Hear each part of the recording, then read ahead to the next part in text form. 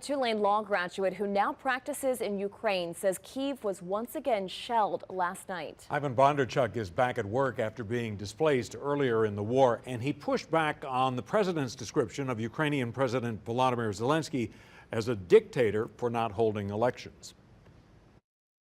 As a total nonsense, because first of all, according to Ukrainian constitution, the elected president keeps on functioning and keeps on performing his powers until new president is elected.